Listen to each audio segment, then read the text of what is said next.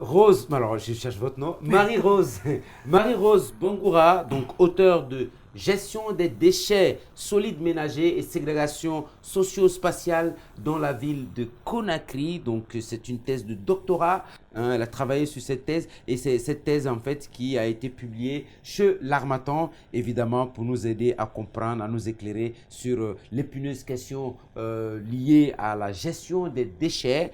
C'est un travail donc justement bien fouillé. Il s'adresse aussi bien donc on va dire aux étudiants, aux professionnels de l'environnement, mais pas seulement. Moi je pourrais en le lisant, je veux bien inviter tous nos responsables politiques à le lire parce que c'est important de comprendre, et c'est ça qui est frappant dans l'ouvrage, important de comprendre que la question, la gestion des déchets, aujourd'hui, depuis toujours d'ailleurs, hein, aujourd'hui est au cœur de la politique. Justement, parce que bon, effectivement, on a eu l'occasion de voir il n'y a pas très longtemps des citoyens utiliser les ordures pour manifester. On utilisait les ordures, non, mais effectivement, on a utilisé les ordures pour barrer les routes parce qu'il n'y a pas d'électricité, parce qu'il n'y a pas de courant dans le quartier. Pendant longtemps, les citoyens ont pris des poubelles pour renverser sur la chaussée et barrer la route. Je ne sais pas si vous étiez peut-être à Toulouse. Si, j'étais là, j'ai assisté Voilà, à donc on a connu ça. Ça veut dire que, et puis il y a eu, je veux dire, pendant les élections, pendant les campagnes, la question des ordures à Conakry a été au cœur des programmes de politique. Ça veut dire qu'aujourd'hui, c'est aussi au cœur des enjeux politiques. Donc je pense que votre ouvrage a toute sa place dans ce domaine. Et quand je pense, il y a combien de maires au total, j'oublie le nombre de maires qui viennent d'être élus. Chacun des maires devrait pouvoir acheter cet ouvrage parce qu'effectivement, c'est Conakry qui est étudié, mais ça peut donner des idées pour nos villes. D'ailleurs, vous parlez des autres villes là-dedans. Il y a une situation qui explique. Il y a un passage, malheureusement, on ne peut pas tout noter, mais il y a un passage qui indique que clairement, moins de 30% des déchets qui sont produits Oui, en fait, sont transportés. c'était en 2010. Voilà, J'ai en 2010. pris l'année 2010. Oui. En 2010, il y a eu 1500 Oui. tonnes de déchets produits Oui. par jour à Conakry. Oui. Et sur les 1500, oui. seulement 20% étaient collectés. Seulement 20%. Ça, c'est par jour. Hein? Oui. 1500 tonnes. Non, mais c'est important. 1500 tonnes en 2010. 2010. En 2010, 1500 tonnes d'ordures par jour. Ça, c'est la quantité d'ordures qui était produite par jour.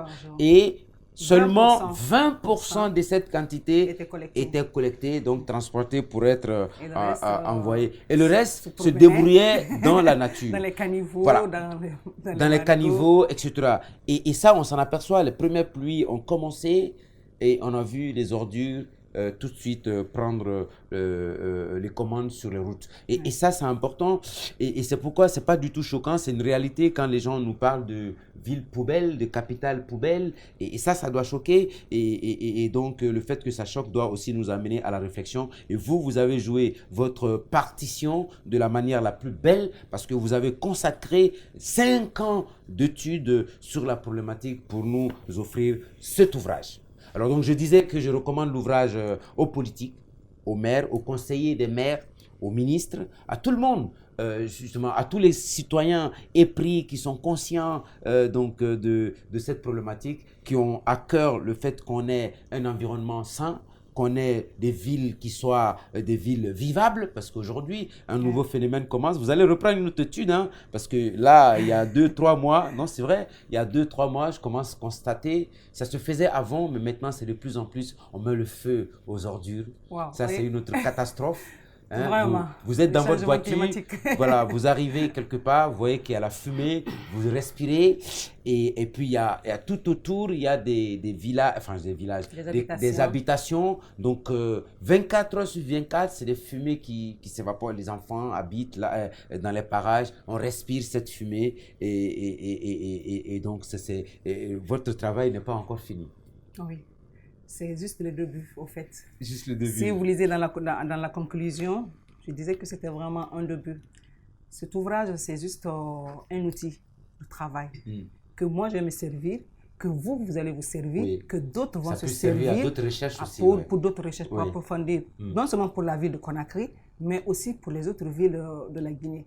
En fait, la problématique de la gestion des déchets, c'est un problème crucial. Oui. Il y a des moments où, bon, c'est devenu une maladie pour moi, en fait. J'ai du mal à... Vous étiez obsédé par la question. J'ai du mal, oui. J'ai du mal à m'endormir. J'ai même vu jusqu'à des vidéos maintenant. Que Camara m'a montré. J'étais dans les ordures. ordures. J'ai un professeur, j'ai mes amis, même un de mes professeurs, il dit chaque fois qu'il voit un tas d'ordures, il pense à moi. Oui. Parce que vraiment, c'est un problème qui me préoccupe. Quand je vois, j'en ai assez... Non, quand je vois quelqu'un même qui boit de l'eau et puis jette, j'ai envie d'aller lui dire, mais dis donc, ramasse. Oui. Vous avez vu? Donc, c'est vraiment un réel problème. Donc, si j'ai commencé depuis le temps colonial jusqu'à maintenant, c'est parce que, regardez, si nous prenons le Sénégal par exemple, la colonisation a apporté beaucoup. C'est-à-dire dans les infrastructures, dans l'installation des infrastructures. Mais chez nous, ça n'a pas été le cas. Non. Le oui, notre fameux oui, nous a coûté. Oui. Vous avez vu? Donc, quand nous avons dit oui à l'indépendance et non à la colonisation, donc tout ce qui était là, tous les documents administratifs qui étaient là. C'est indiqué dans l'ouvrage. Voilà, tous ces documents ont été rapatriés. Donc, il n'y a pas eu, la Guinée n'a vraiment pas bénéficié comme certains pays de l'Afrique de l'Ouest. Donc, et cette crise est restée, la Guinée est restée fermée longtemps.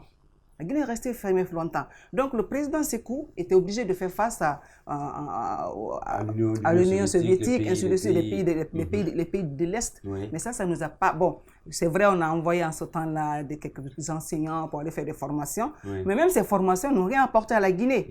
Parce que quand tu partais, on te fait apprendre ou bien fabriquer des machines, ainsi de suite. Ce sont des trucs qu'eux ne pouvaient pas pratiquer ici en Guinée. Donc, c'était vraiment un réel problème. C'est à l'arrivée du feu président Lansana Conté qui a eu ouverture. Donc, cette ouverture, quand même, c'était vraiment un engouement pour les gens. C'était vraiment de l'espoir. Ça donnait de l'espoir aux gens. Mais quand il est venu, comme vous venez de le dire tout à l'heure, c'est pas facile. Hein? Les gens pensent que gouverner, c'est facile. Quand tu es loin, tu peux penser que c'est facile, mais il faut être dedans pour savoir que c'est vraiment pas facile. Donc, le problème, c'est aggravé avec cette ouverture. Donc, quand il y a ouverture, quand il ne s'est pas canalisé, hein, il n'y a pas de texte pour réglementer, ça devient un problème. Ça devient un problème. Donc, c'est comme ça que nous sommes retrouvés dans cette situation. Il y a eu, comme sinon, dans le domaine de la gestion des déchets en Guinée, il y a eu beaucoup d'efforts. Je peux même vous dire, je ne me rappelle pas aussi exactement, c'est passé en 98, en 96, 98, quelque chose comme ça, ou 2008. La Guinée, la Banque mondiale avait recommandé à certains pays de venir prendre l'exemple du schéma de gestion des déchets de la ville de Conakry. D'accord. Donc, il s'agit de la Mauritanie et puis, c'est pas la deuxième ville, c'était le Cameroun ou le Burkina, si je me trompe. Ils se sont inspirés du modèle guinéen. Ah oui. Et ça avait donné, un temps, ça avait vraiment donné.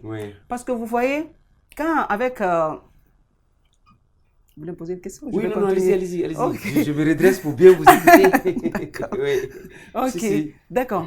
Au fait, si je prends par exemple en 86, la gestion des déchets était régie par les communes, par les arrondissements. Les 9 communes d'arrondissement. C'était des services de proximité alors. Donc, et c'était payé à travers les impôts. Donc, après, progressivement, au fur et à mesure que la population augmentait, donc on a vu que forcément, qui parle de population, de croissance démographique, parle forcément d'augmentation de la quantité de déchets. Parce que nous produisons tout le temps, tous les jours.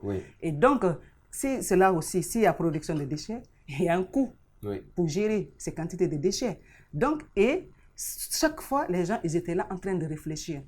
Donc, il y a eu un changement à partir de 1989, je pense. L'État, finalement, a envoyé la gestion des déchets au niveau des communes. Donc, c'est les communes qui géraient la gestion des déchets. Donc, avec le programme de développement urbain, le PDU 1, PDU 2, PDU 3, voilà. Donc, il y a eu la création de certaines structures, toujours dans le cadre de la gestion des déchets. Il y a eu le programme, comment je peux appeler ça, le programme urbain. L'UPSU, c'est le programme, c'est l'unité de pilotage des services urbains. L'unité de pilotage des services urbains, ça c'était en 96. Mais avant l'unité de pilotage des services urbains, il y avait une autre structure dont On a tout essayé je me rappelle. Donc, il y a eu beaucoup de choses. Oui. Donc, jusqu'à la création avec l'unité de pilotage des services urbains là, il y a eu, c'est en cette période, c'est-à-dire en 97 là, en 2017 du moins, en 97 effectivement, qu'il y a eu une réelle structure cette fois-ci, c'est-à-dire la gestion n'était plus centralisée, mais c'était une gestion décentralisée. Donc, c'était la répartition entre, c'est-à-dire, ou bien je peux dire partenariat public-privé. Donc, c'est à cette époque que la ville de Conakry a été divisée en zones de collecte, précisément en 34 zones de collecte. Et ces 34 zones de collecte ont été octroyées à des PME par appel d'offres. Donc, les PME venaient, les PME soumissionnaient, et puis en fonction de leurs moyens, ainsi de suite, on leur donnait les zones. Et il y a eu la création. Donc, le SPTD a remplacé le PSU. Donc, il y a eu quand même, à cette époque, les résultats étaient là. Tout simplement parce que la Banque mondiale avait sa main derrière. La Banque mondiale subventionnait. Mais dans le contrat, la Banque mondiale devrait se retirer avec l'État et c'est l'État seulement qui devait reprendre. Mais malheureusement, c'est-à-dire chaque fois qu'il y a subvention, les institutions interviennent, ça marche. Dès que les institutions se retirent, il y a problème. Donc, je ne sais pas vraiment. Allez, on a compris.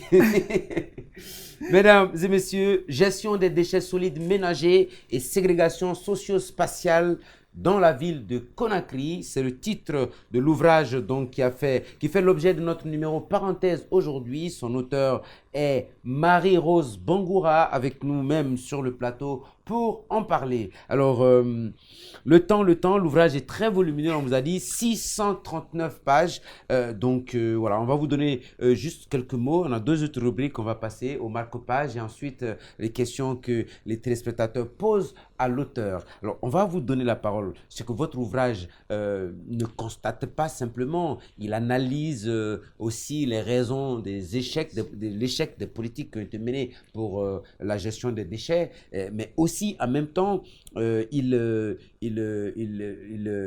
ouvre la possibilité, des perspectives pour de voies et moyens à trouver, et c'est là où c'est intéressant. Je voudrais aussi signaler, et ça, il faut vous féliciter, c'est un ouvrage qui est très documenté, il y a beaucoup de données, beaucoup de cartes, beaucoup de tableaux, alors il y a même une liste des tableaux, une liste de tous ces graphiques, etc., très illustrés, et franchement, on a envie de vous dire encore merci.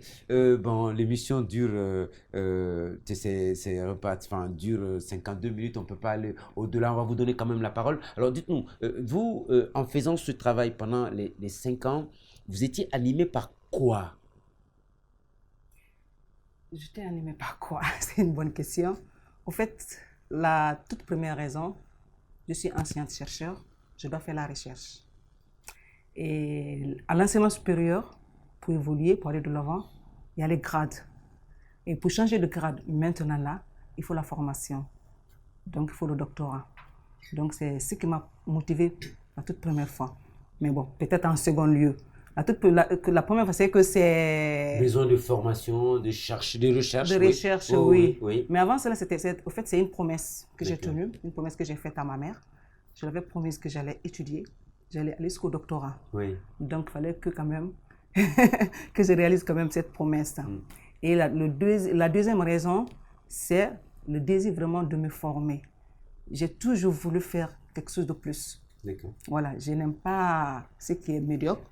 Et pour le faire, je pense que c'est dans la formation.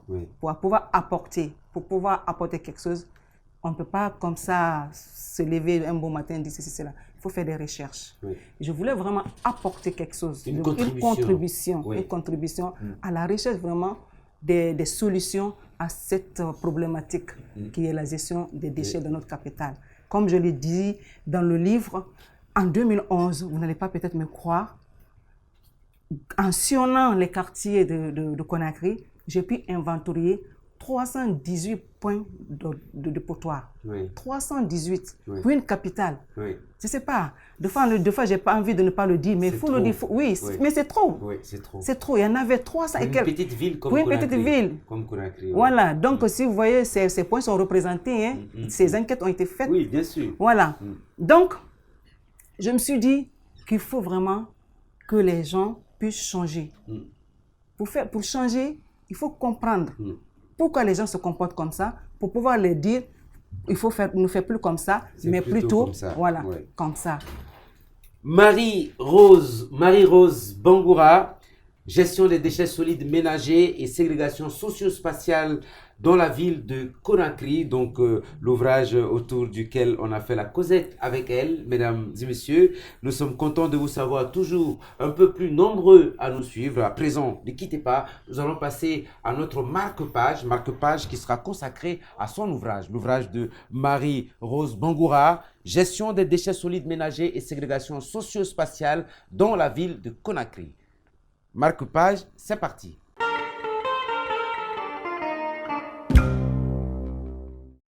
Nous retiendrons que la présentation de Conakry nous a permis de comprendre que les différents contextes se prêtent à la production des déchets.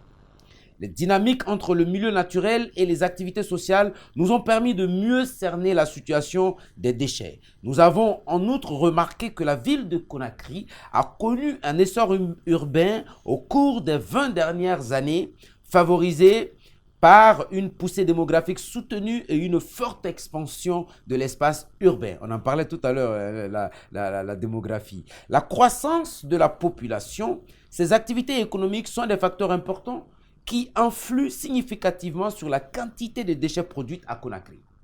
Ces derniers ont favorisé la multiplication des dépotoirs sauvages et freinent en partie une bonne gestion des déchets dans la ville. Ça, c'était le premier extrait de lecture qu'on voulait partager avec vous, chers téléspectateurs. On va passer au deuxième extrait. Allez, je vais venir vers la fin. Ah non, je suis sorti de l'ouvrage. Allez, on fait ça. Donc, nous sommes à la page 450. À l'échelle de la ville, quel que soit le type de quartier, comme le présente le graphique suivant, 86% des ménages pensent qu'il revient à l'État, commune, d'assurer la gestion des déchets dans la ville de Conakry, contre 75% qui estiment que ce rôle sied plutôt au PME de collecte avec qui les autorités et la population ont signé des contrats. Alors là, je me permets de m'arrêter. C'est pour dire aussi que dans votre ouvrage, vous avez mené beaucoup d'enquêtes, des entretiens avec les citoyens sur le terrain, donc des citoyens que vous avez interrogés, et puis donc il y a aussi le résultat de tous ces entretiens. Et ça nous permet de comprendre, et ça c'est intéressant, la mentalité des gens vis-à-vis des déchets, de la gestion de leur espace, etc. 39% des ménages rendent responsable la population. Pour ce groupe de ménages, le producteur des déchets est impliqué dans l'insalubrité de la ville et par conséquent doit être impérativement engagé dans leur gestion. 24,45% pensent que les ONG sont responsables et doivent être impliquées dans toute future gestion des déchets puisqu'elles ont montré leur capacité à assurer la relève des PME. Par contre, 48% des ménages engagent la responsabilité d'autres acteurs, dont notamment les chefs de quartier, 52%, les chefs de secteur, 26%, les usines qui fabriquent les eaux minérales, 18%, et les bailleurs, 4%. Et puis bon, évidemment, il y a des prises de position de la part des personnes enquêtées où on trouve effectivement des idées intéressantes et puis où souvent on trouve des idées, souvent on se dit bon c'est même délirant quelquefois. Alors l'idée de s'en prendre aux usines qui fabriquent les sachets d'eau n'est pas une mauvaise idée en soi. Bien sûr. Tout à fait. Alors on va prendre un dernier extrait pour le compte de notre marque-page avant de passer. Allez, là je suis revenu un peu au début. Problématiques et hypothèses de recherche. Là, c'est la partie introductive hein, où vous expliquez la problématique, vous exposez la problématique et les hypothèses de votre recherche. Voilà.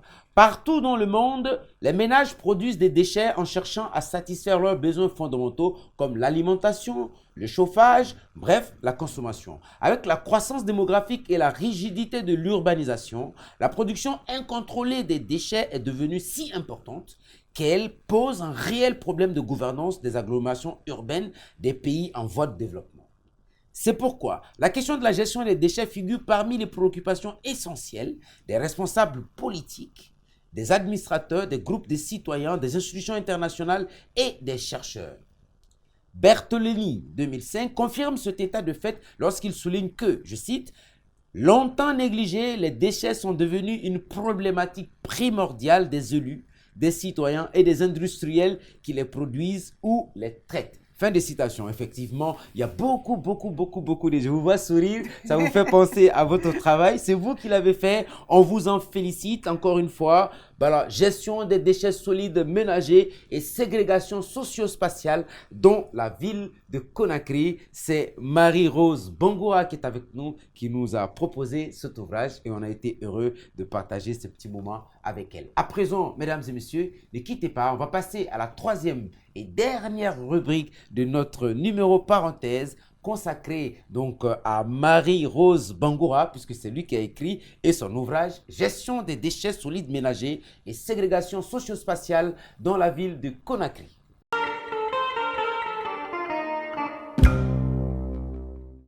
Marie-Rose Bangoura, bonjour. Bonjour.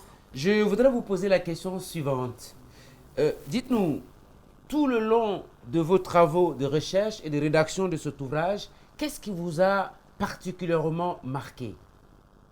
Ce qui m'a marqué, je vais le citer en deux temps.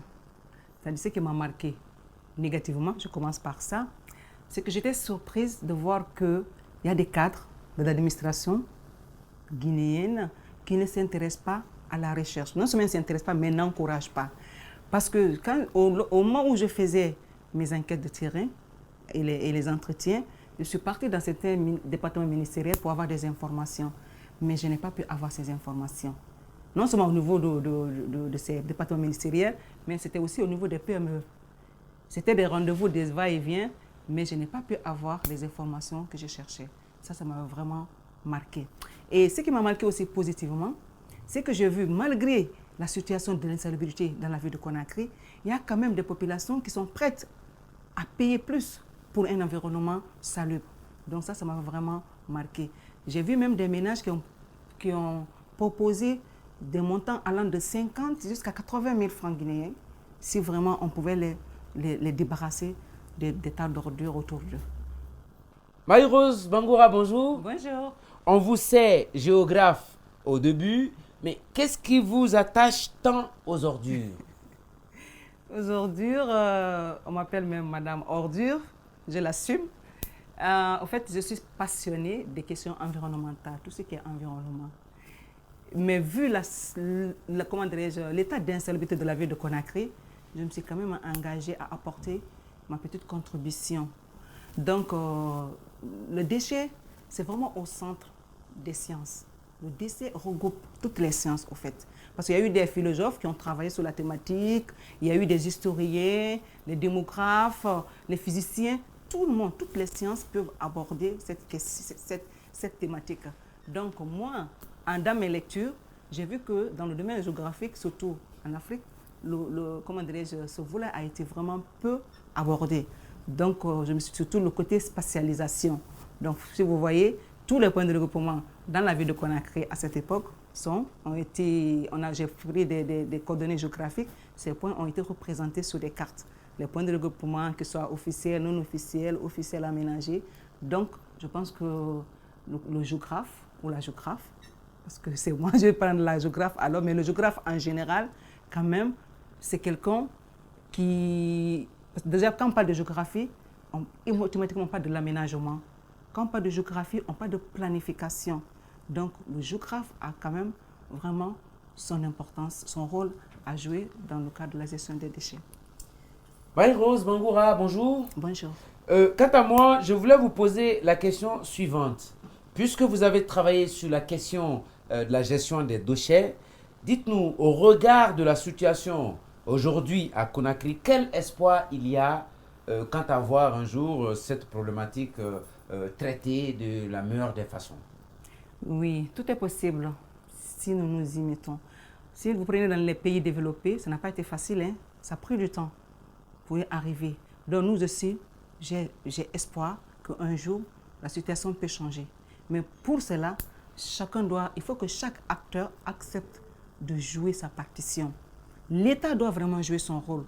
Regardez, l'État, c'est surtout l'État. Il faut un engagement, un réel engagement politique. Un fort engagement politique. Donc, et aussi, nous devons vraiment finaliser maintenant cette décentralisation qui a trop duré. Donc, on a donné aux communes la responsabilité de gérer les déchets, mais est-ce que les moyens ont accompagné? Point d'interrogation. Donc, il faut aussi que les moyens soient transférés pour que ces communes puissent vraiment jouer leur rôle. Il y a aussi la population, nous qui produisons. C'est nous qui produisons. Donc, la gestion des déchets, dans le vrai sens, commence dans les ménages. Donc, il faut que nous, déjà, que nous puissions, pendant les 112 heures, je le disais, on va dire non, il n'y a pas de poubelle. L'État doit donner des poubelles, l'État doit faire ci, l'État doit faire cela. Mais nous, déjà, ce n'est pas l'État qui ramasse les ordures pour aller les mettre dans les caniveaux. Ces caniveaux-là ont un autre rôle à jouer. Donc, il faut que nous, déjà, que nous prenions conscience, que nous puissions vraiment nous remettre en cause. Et les universités aussi, les centres de recherche ont aussi leur rôle à jouer. C'est et les ONG, c'est de sensibiliser la population et les acteurs impliqués dans la gestion des déchets. Il faut sensibiliser, il faut éduquer, il faut informer et il faut former. Marie-Rose Bangoura, merci. C'est moi qui vous remercie.